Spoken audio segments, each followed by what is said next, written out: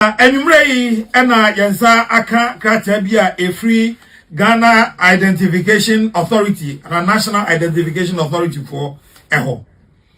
No one some say ebo no a wo mo dada no o man sesan kakra ewo. And say wo kwa kope Ghana card no bi. Won register ikura da ena ebredi kan kura wo kwa kope Ghana card ni bi ni a ye beje 610 Ghana cedis.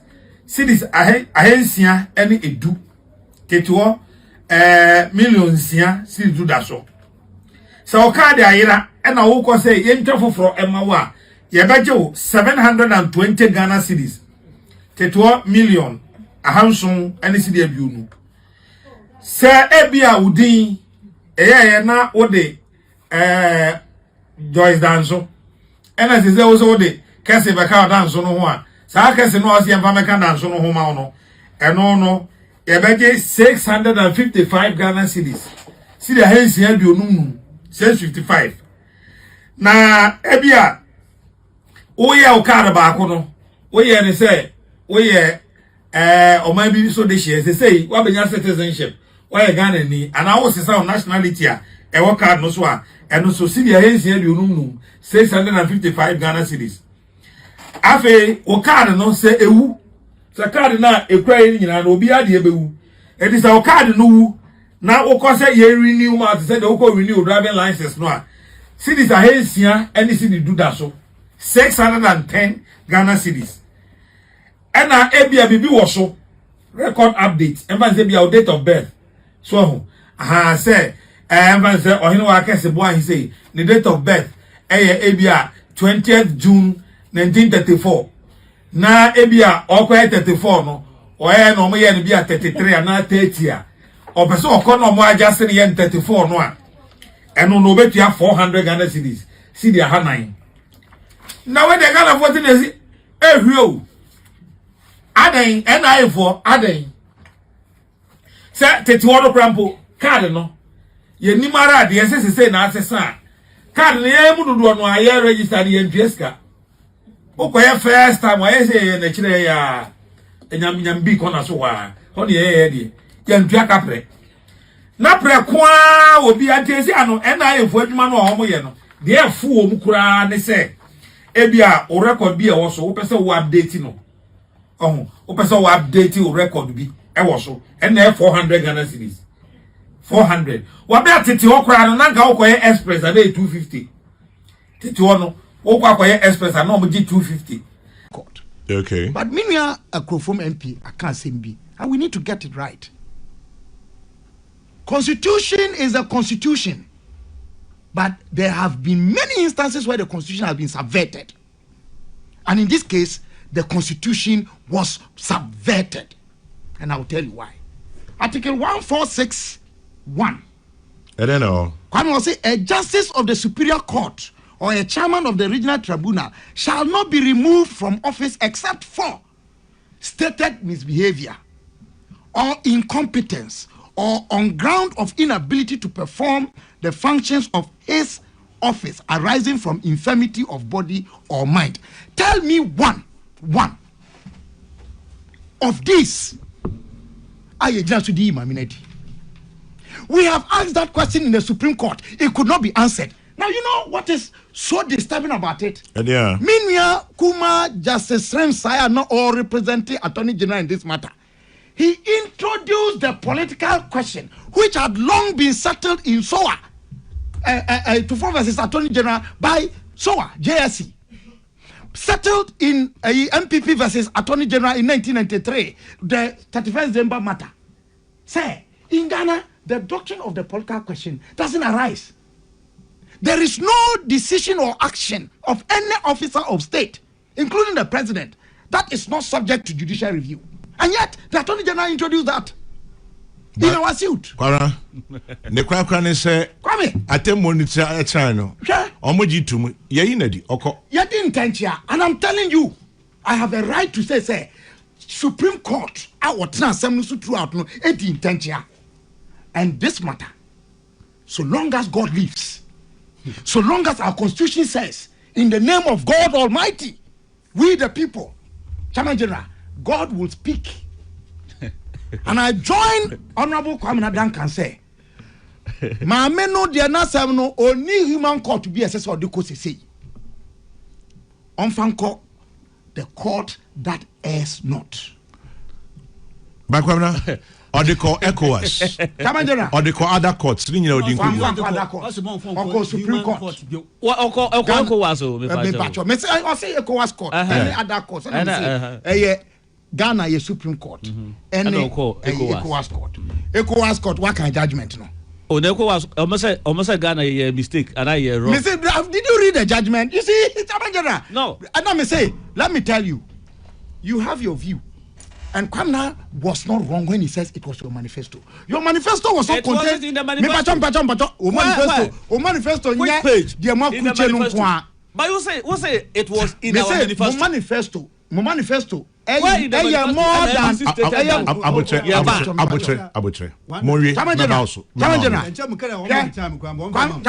Yes. Your national constitution 1992 the actual no. Ye mra di adwuma organ ha wo ye mra bedwani unim say ethos chain way true or false. Oh, true. You know so say but this is the fundamental. Of course, that's why we call it the parent law. Oh, me miss our question. I'm just making a statement. And someone who gina okrofo mu kan ye e bia na ye ni manifesto no mu nso kan o manifesto ho they make kan say President Mahama ano ye candidate Mahama or kan wonanum say or very structured judiciary, and indeed the Chief Justice could not continue to occupy the office. He said it. Also, President Mahama said it. And Kwame, you have removed her. You have purported to say she was removed on account of the Constitution 1992. Yemu binom ye jidi say mubwa. Monko so to me wa munsemunde. You may do what you want. We are convinced of what we are convinced about. What I know, Kwame, is that power is only transient. And eventually, this truth we talk about will come out. Chairman General, as Dr. Bonfe saying traditionalists don't worship God. He is always talking about worshippers of God to be Christians and Muslims. I didn't say so. No. He didn't say you said so. Okay. He says you're always saying Christians and Muslims. You don't. I'm looking at them. The numbers. And then Muslims and about 5%. Generally, no Kwame or the Abano crowd or Buama Sem say. Or my usual mukra, nature say you do no ye nyamesum for. Men are not so somno. Kwame wouldn't say ansana ye di by 70s and ye dili pass him. Ye di wasem Emma wasem ye jitum se would ye de ansana ye exact punishment. Say ye did toko no asem ya who said asem. Chairman General, MPP for elections on where men kasa who be the American nyina say it is no time for entitlement or I like this person or I don't like that person. Me pewe. Afuto bia me papa John Ajekum Kufuor, His Excellency, or say I'm the first chairman of the New Patriotic Party, BJ Darocha. Me so your friend is Adino. Darocha, yeah. Now, Kwame say that we belong to the same party does not mean that we are or should be friends. Okay. But bound by the ethos of the party, the ethos or the spirit of the party, we must work together to build a country. E wo mu say ye nyina ye wadom amanyoko ehun hia say ana enkyere say ese say wo ye madamfo ana wo ye madamfo na mmom ye nyina ye say ye wo som aye wo gidie ba kumu no ese say ye kambom enka bom nkyere say ensunsun ye nie ntam. In fact, unity is not the same as uniformity. All it means is that we accept to work with our differences or live with our differences. Enti ye nyina ye nwene ba ko de na mmom say ye kambom na ye adwumanti me de adesra na me de be ma omo say omanfo na mo se omo ye mo members na akoto aba ya to aba yi kwam na dan kan say onye titrani ene ya to aba yi Honorable Azuma say onye chotrofo say Honorable Azuma empe Honorable Duncan na Honorable Duncan empe Azuma eye omuntemu asema de nipa na eto abana ka kire mo ne say mo pemu asemo mo pemu asemo ye pese mo ye adwuma maye. Accept that. And this was a spirit I lived with when I used to be in partisan politics. I will say so, and I'll continue to advocate for that in national politics, even outside the partisan fray. Chairman General, omuye ne sa ebe boa mo ankasa na boa omamu ni nyina de meka ewo eno hono no. Omuye ni ya eyema omu ni nyina. Medase Nasaku Nete, good morning to you. Thank you very much for listening. Nasaku Nete. Muchacho says, Dr. Kabila, you're being emotional. Justice has been served. Remember, if it had gone in her favor, you not have sent it to God. We really respect you, so tone down on the emotions, Muchacho. And then Frank says, the letter of the NDC manifesto did not include the removal of the Chief Justice Tokonum, but the spirit was to remove her at all cost. So you are looking at the spirit. I send me some I made the BB Maneo 10th October 2024. And Minya Penny a Samuel Tita or Kwamijimu Electoral Commission or issue statement on the polling stations in Ghana. And now you're there to Sabano. Yeah, total now 40,975. Special centers now no 328. And main polling stations here 40,647 addition for the records. Medasi na me kone menim Kwamna Brim, why can be 20 minutes in happen? Yes, memo be 555 na me here. Before we come to GOLDBOD. Kai there for 5 minutes oh. Hey, Kwame. I'll make it 5 minutes. Kwame. Answer na Baba GOLDBOD. Mbeda kakraba. The argument here, Mr. Indirectly, you are insinuating there. Say you Adibiara knowing NDC more manifesto muna. What can outside the manifesto no and question some? Say you. That is indirectly. That is the argument you are making. Maybe also you didn't follow your presidential candidate then, or probably you have not been reading around. This is 3rd September, which 2023. Okay. Listen to the then presidential candidate of the NDC. Listen, if you have not been reading around. Kwame. Yes, John Mama speaking. And he had met, it was NDC lawyers, conference of lawyers. He met them. This was his statement. It is scary. It is scary because it threatens. No, if I start from there, one of the scariest existential threats to any democracy is when citizens think their judiciary holds no use or value to them. This is the security threat. This is the security threat the national security apparatus tried to draw the attention of the nation to recently, but was poorly received by the president and his party. It is scary because it threatens the peace and stability of our democracy.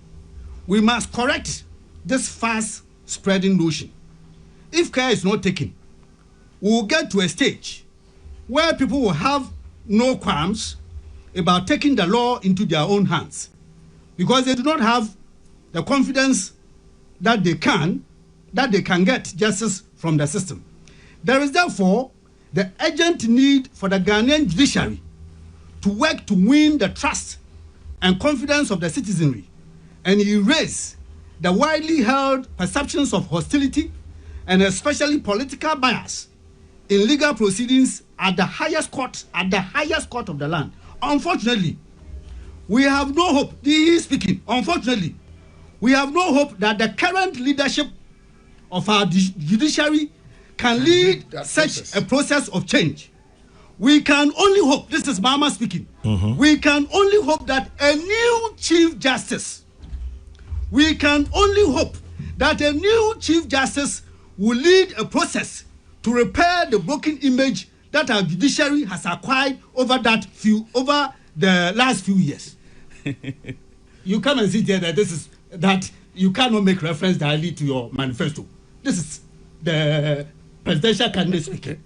that he can only hope, and they together as the party, as the conference of lawyers, they can only hope that a new chief justice.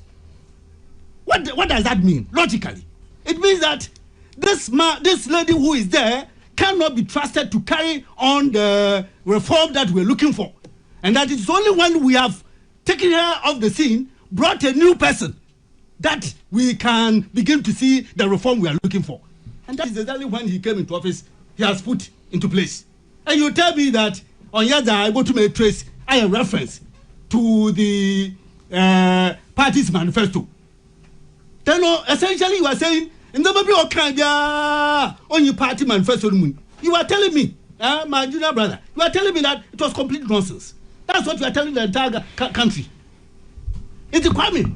It was one which was clearly said to the Ghanaian people, or you learn the Ghanaian people, and he did it at a conference of NDC lawyers. It was at the same meeting. And look at your NDC for lawyers there. Hold yourself in readiness to be taken to the judiciary, to the bench, in order that we balance what we have today. All this, if you read, if you get this statement, read and apprise yourself of the things he said, which he came into office and he operationalized them. Kwame, having said that, and you see, I will continue to hold on to this matter. My adore me will be there. My men, one yaban, on your do people to more than says today. My me Araba Esaba Saki Tokonu, Bono Yeni. So when I go to sleep, I sleep. Let me sleep on your time at this. GOLDBOD. Yeah. I mean, see, as a main panutum, a main panutum and a bohunusu. Separe who impanusua, manutum, Namanutuma. Sami Jenfia, Kwame. Fi Afraba Keso Painum, where Kufa do not beam, Umwa, also wonder we yen you for. President Lagas of Shinima Sendo Yewi. But when you are known, some are can't go do, and some are Kasaka, and paying for Shisha Wahoba. And that's actually a lifestyle. Kwame, searching about 20 or so bodyguards are one of no, not the type of vehicles so use. Sami Jenfia, every government policy, was the Fabio reality. And that this country requires of the rulers then, or those in officers then, a certain level of transparency and accountability. In fact, accountability was a sing-song. Sami Jenfi was sing-song. There, or that, Timemufut, a man for whom a queer number of man, a bachelor, when you say that the Madi, it was can, don't do I hear, no, the Madi. Sami Jenfi was all over the place. Today, he has power. And he says that when people criticize him, they are bitter. Kwame, all them that won't bring you one see. Sir, Eshe, or your IMF report now. 3 areas. Quick, because I know this is a writing story, and we may come back next week. It will still be live. I know I'm them. Yeah. The IMF attributed the enormous losses to several operational and financial factors. Operational and financial factors, including service and asset fees paid to the GOLDBOD. Service which is rendered by the GOLDBOD. Even that one, there are losses. Kwame, discounts offered on gold sold to off-takers and exporters. Discounts. Then, exchange rate losses. It's a major operational loss. And if you put all of that together, and I hear Professor Boppin, your own Professor Boppin. No. I don't know why these days you don't speak to him. Kwame, he is saying that this is even a part of the iceberg. As I say, a proper assessment of the losses which the economy is incurring from the operations of the GOLDBOD. This is just a tip. Now, Kwame, here, let Sami Jenfi and those in his circles, those who think like him, let them continue to delude themselves. If it takes even 1,000 years, they will be called to account. Medasi. This one says, Chairman John, Kwame Duncan's emotions rise. He speaks English. Remind him he's Okokoko on Peace FM, watching from Milton Keynes, UK. Bright sends that one. And then, 10 years, 100 years. Let's say Razima for the Razim Korea. Abakwa Samanin Shaw there, Mamin, as Chief Justice of this Republic. Neither there she was incapable or incompetent in terms of the office she occupied. Nemum. Nanina there.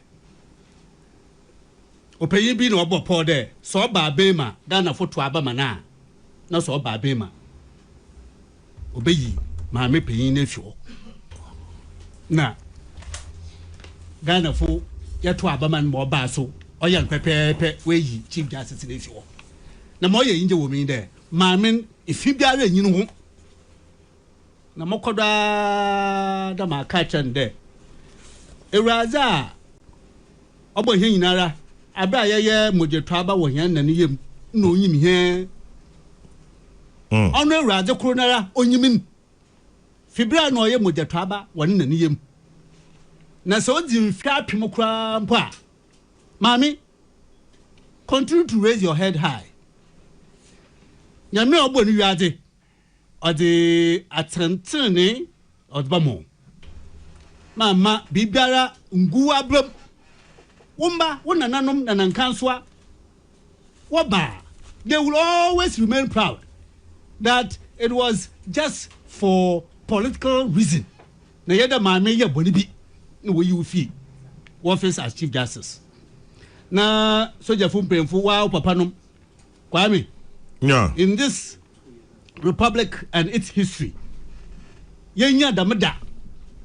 They are to abewe na soja fumpemfu a the very top, the very echelon or ya no soro. Is a nkwan ngwe no ogusoro no mankwan ye fen. Onu na bai wa ba pamo nyina. If you mpempema woda ho nyina yakoda ye mamudue na bi oso ho a ye to abewe wo ya Ghana fuma pa mbente nketesi a wa ko school ho a won ko school mpo na mom wo ye adwuma na chief of staff owura da Julius Zebra ba abotro letter we yi nyina da mugufie owura ba omi asema kan cha mode monum sumfon twe ope na achara biara owonafi na se mohwe ma bisa na chode repair chode nyaso ya woso nyaso wo kakra mfa oye abana ya to dan miminde Wow, party. That's right. Chairman General. Yes. We are raising issues are very. I just want for the record say this is a running agreement. I just want to establish that menya kwai. So manuia. Medasi. Hey, Abenje, Wakatu mo na tough a Quantana a wafana a tenor was a cartoon. I cannot pay up my to the Yamada Catafron. It took a cacaso to get one walk come on.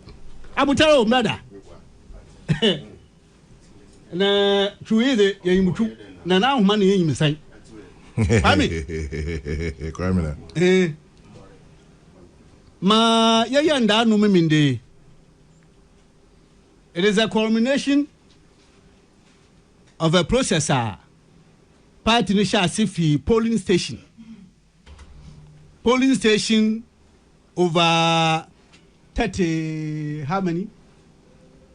You are a student of Ghana's election. Polling stations. There are 2024 they were over 40,000. Oh no, No. Okay. In the polling station over 40,000. Yeah. Every single one of them.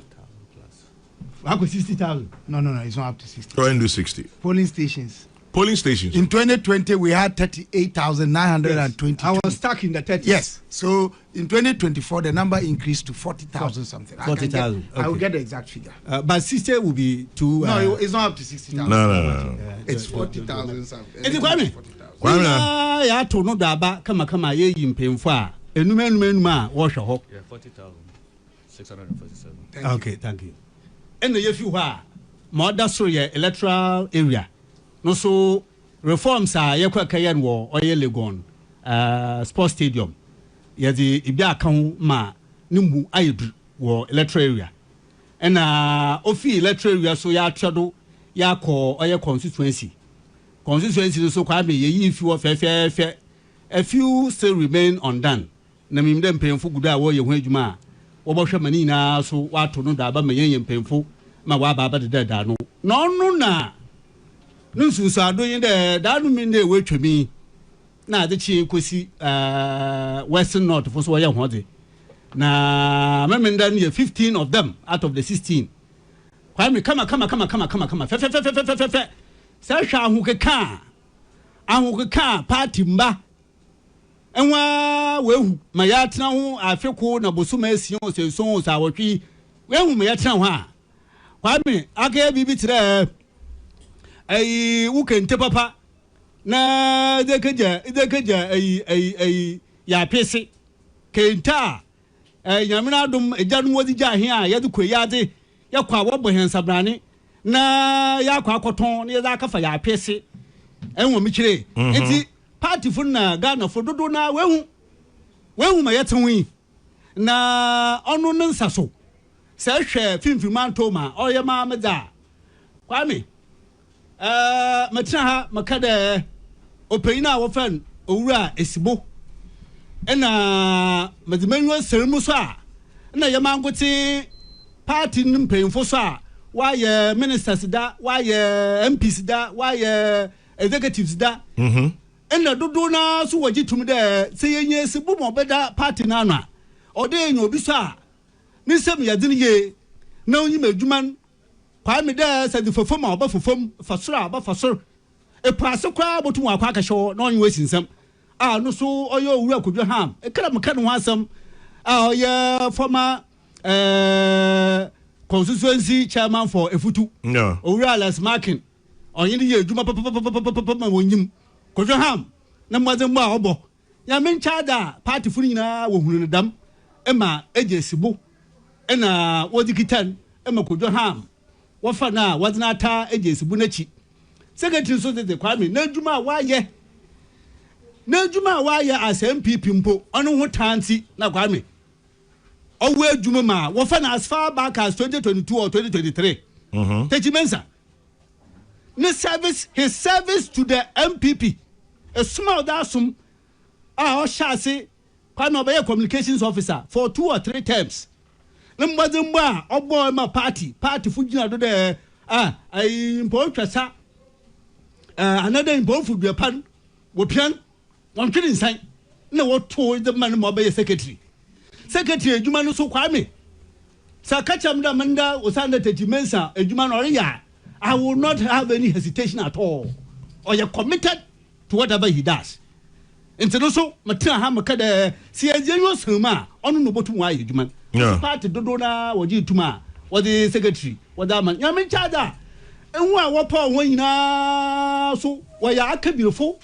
If a deputy secretary, if a woman's organizer, if organizer Nankasa, I don't put the media Juma House, I was a secretary. Or ya Kwesisaki. Enti if when nara aka beautiful papa ni you ho but kwame my contribution on the election of these officers for the central region it's not about they having been elected but my Americans doing that ma other yanyim no here emi kwame dan kamete kwame election mu ko bi mamulusi bi in fact my first attempt was parliamentary candidacy from Fantima West. Hey, I see. Yeah, Kwame. I mean, many are representing Fantima.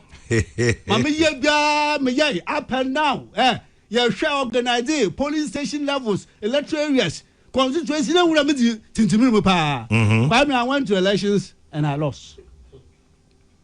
I am one newscaster. I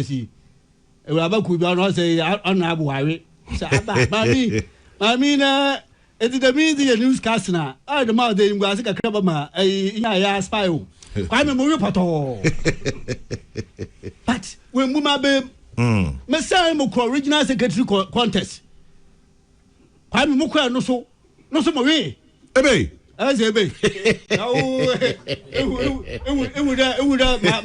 My so cold. I see that. Mosaya, the papa. Second one. That's a bad little bit of a track. Ah, quite better. I bet we are in the bathroom. Quite me, my papa. I went on, committed myself to the service of this party. Quite me, Namoko, or your radio programs as far to Western region to go and defend this party. Wow. A Juma me, sir, who if you atum, now a man for our wolf informant, one friend. Virtually every radio station, that is the period. Actually, in towards 2000, President Kufuor. Every radio station within Central Region, as far as to Takrady, defending this party. When I had gone to elections and lost as regional secretary, Kwame, Ononon Sasso, na 2005, Mukwe Bio Mamia, successful. Successful, no so, Mukwa Udia until I became a minister. And President is there. You can't keep two positions. Continue to be secretary and then also a minister. And Tifako. Namukwa Kafako. Mamika Kasudi there. A man for Yakwari ma aspirations are not my Yashusha Yansankan. It does not mean that the world has come to an end. Okay. Mosi and you Botako. Botako there. Yadi and what did Biara over him, Majashu Biara over him, Yadi Juma. 2028, we need to kick this government out of office. We need to do that. In fact, it is in the best interest of Ghana to return NPP into office in 2028. It's a home for Biara over here. Za all those years or die Juma. Look, I remember Kwame, 2016. Yeah. There was not a single day that I did not go to the communities to campaign. I was stationed in Cape Coast North. Not a single day passed that Kwame Danka was not in communities. Whereas I was there, others were all over in the other constituencies. Every single day we were going to the people, speaking to them, talking to them, explaining things to them. Energy now, towards 2028. This is the energy I recommend. And see, on the Obima Queen, Nebinuso, Wedding Kogu. About the Oyadia on to me, Abapai, Oyadia, Binum, and Oberwin. And see, don't do our 1 year. Let us not be downhearted. Yan Kayanya, Yungum, Yanta, Ages, Budechi. Young time paying for you at the constituency level. Constituency chairman with your executives sit down, divide the constituency into areas, assign constituency officers to these areas. Let them go and join with the electoral area coordinators, join further down with the polling stations. Let us start the fight or the battle today, right away. The battle has already begun.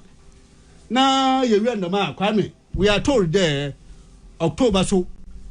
Icing on the cake, am I right? Yeah, Kwakoshe Oya National. Na ye national pain for so ma wechi aden with the krum we mwa prakope na wiye kwa prakope. But in the days ahead, mamoso kaka mu wo maka wo national pain for won. Kwame, I will begin to say my mind on those we think the Electoral College would have to elect them to make it complete. Me MPP ni, I have raised issues about the removal of the former Chief Justice. If you want to reduce no say MPP for asema, you are wrong. 2, Kwame.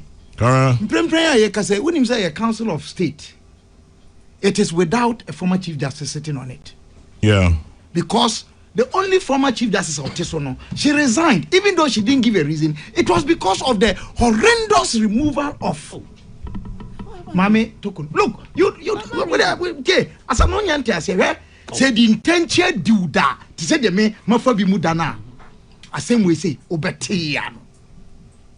Chairman General, what can Kadia? When Nkuma's own removal of your friend saying, Akukosa and other Wenum SCN. He gave them all their entitlements. Have you wondered if the woman has been giving her entitlement? Who's it no? Mr. Shamu yet to was it.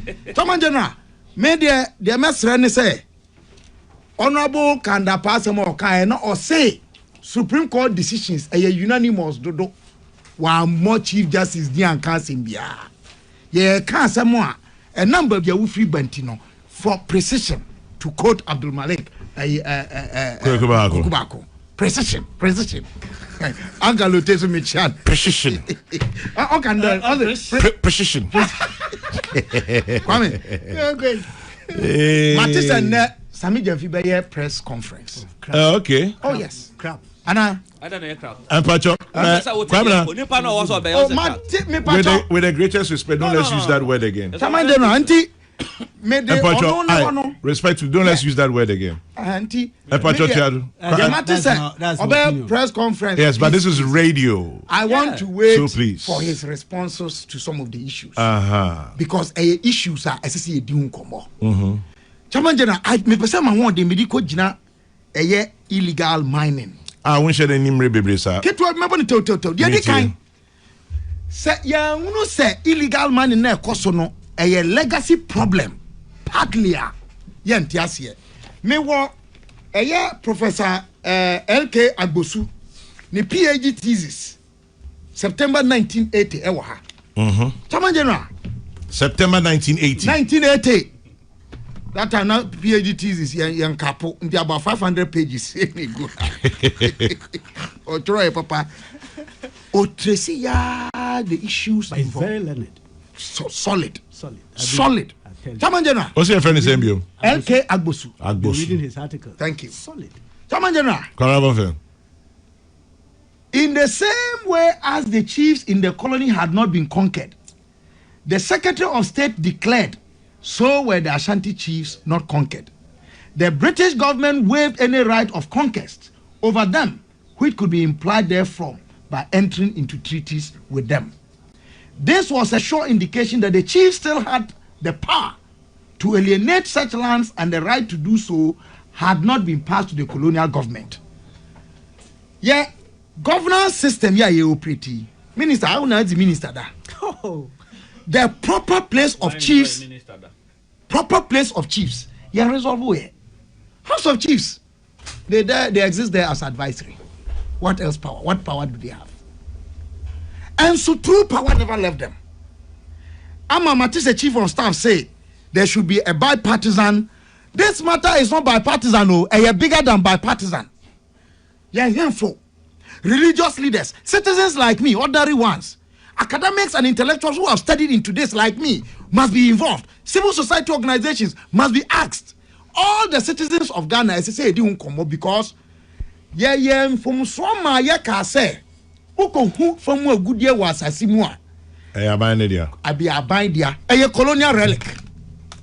That's what the colonial government did after the failure of the Crown Land Bill of 1897.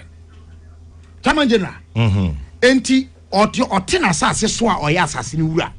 Yesi ye ko hu famu agudia no ni hu tumi bia.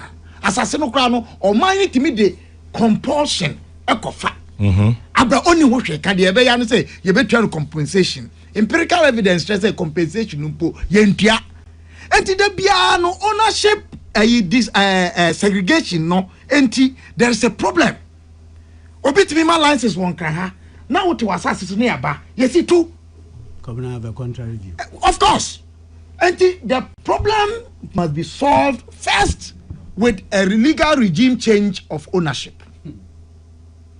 Instead of 100% to the state, omanum for 50 or 60%. Imperial domain. Is that what will solve Galamsey? It will partly solve it. It won't solve it. Kwame, me man solutions. Kwame, solutions tell us partly. About 11. It will not.